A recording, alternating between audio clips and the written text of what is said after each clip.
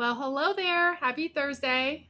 This is take two. The first time I was live, for some reason, Facebook kicked me off. So, welcome everyone. Welcome to our fertility daily briefing on Two Elephants. Adrienne here, founder of Two Elephants, host of the Practically Fertile podcast, creator of the Practically Fertile methodology, in case you have no idea who I am. Okay, so today, what I want to talk to you about is inspired by this free mini course that I just finished for the fertile elephants. And I talked about how to use the basal body temperature, otherwise known as BBT, how to use it properly to boost fertility, and how to use the information that you get from the BBT charts. So, the way that Chinese medicine uses these BBT charts goes beyond just confirmation of ovulation. I know a lot of you are using the chart and you're looking at these numbers and you're not quite sure what to make of them. So this free mini course will tell you exactly how to interpret your chart and how to use that for your fertility. So if you're not a member of Fertile Elephants, I highly encourage you to sign up for our free membership for this BBT training, in-depth training. And also there's a fertility acupressure, fertility nutrition. There's going to be a bunch of new stuff being added in the upcoming weeks. So just go to twoelephantsdigital.com, twoelephantsdigital.com to sign up. Anyway, so what I wanted to talk to you today about are actually some of the mistakes to avoid when you're charting your BBT so that it doesn't skew your data and it doesn't give you false data, false information. And I know that, even though I just told you about this course that I have, I know that not everyone is going to sign up for the free membership. So I want to just make sure that even if you don't sign up for the free membership, that you're still getting the information that you need. So obviously it's too in depth for me to go into like how to interpret the data and all that. But at the very minimum, I want you to avoid these mistakes. And these are the mistakes that I see a lot of people make, and it gives them false information because it makes the data all wonky, and then you're not sure when you're ovulating, which, by the way, you shouldn't be using the BBT chart to predict ovulation anyway. It's lousy unless you're using it with cervical mucus, cervical positioning, and things like that. But if you're using the BBT chart to confirm ovulation, it's a great tool because your temperature goes up. But here's the thing is that if you make these mistakes, very common mistakes, if you make these mistakes, then you might be getting the wrong information because the temperature is going to spike or dip at the wrong times, and then it's going to be really, really confusing. So let me just get on with it. First of all, if your cycle is currently irregular, meaning that you're not sure when you're ovulating, is super long, comes and goes, or if you haven't had a period in longer than 2 or 3 months, I would suggest that you work on getting your period regulated and then use a BBT chart, because otherwise, what's the point? And it's just an added level of stress that you probably don't need. Okay, so that's one thing that I want to make very clear.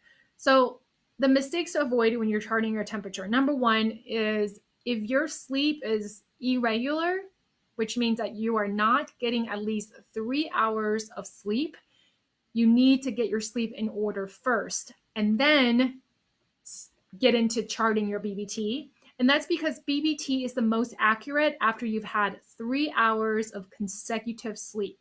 So if you're getting up every couple of hours and your sleep's very interrupted, you're not going to get accurate readings from that.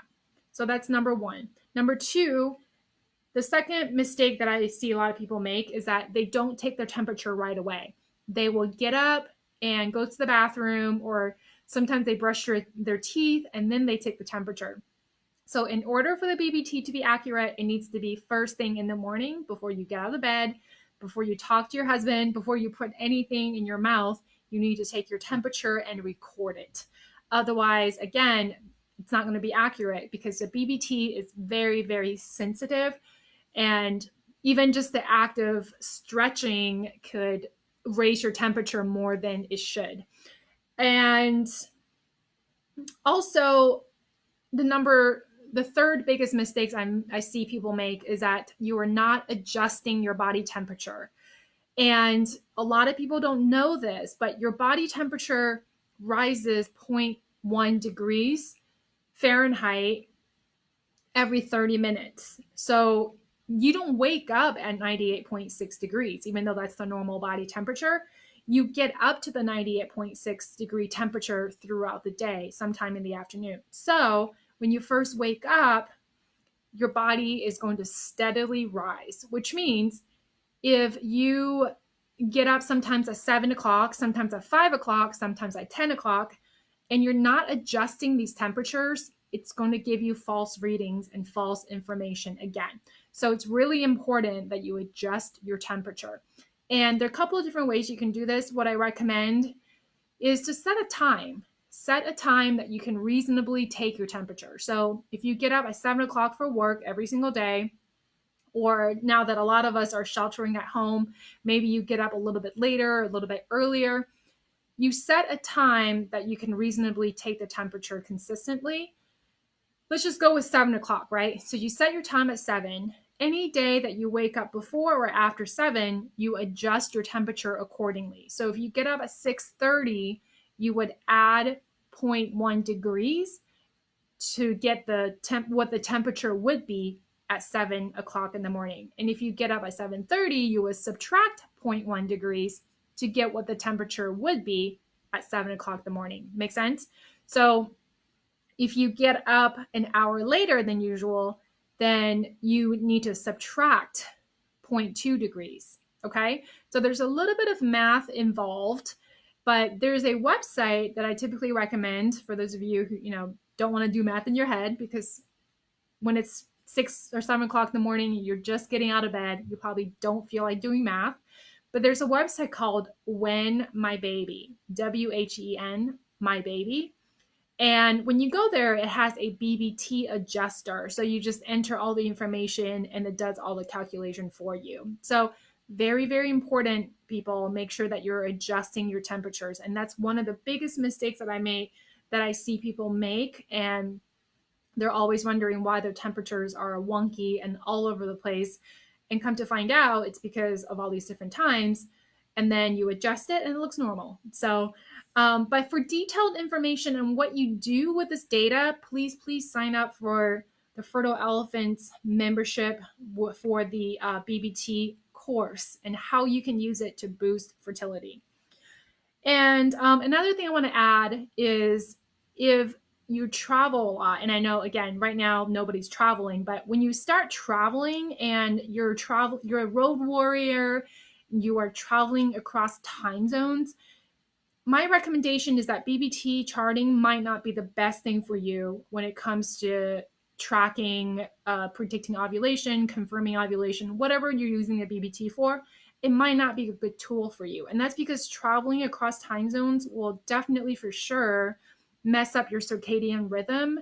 And that is going to affect your reading. So it's just not going to be worth it. It's an added layer of stress that I think a lot of you could do without. So that's the last tip that I have for charting the BBT. And I hope you avoid these mistakes. And if you have any questions, comments, please feel free to add them. And I'll be back soon with another Fertility Daily Briefing. All right? Talk to you later, guys. Bye.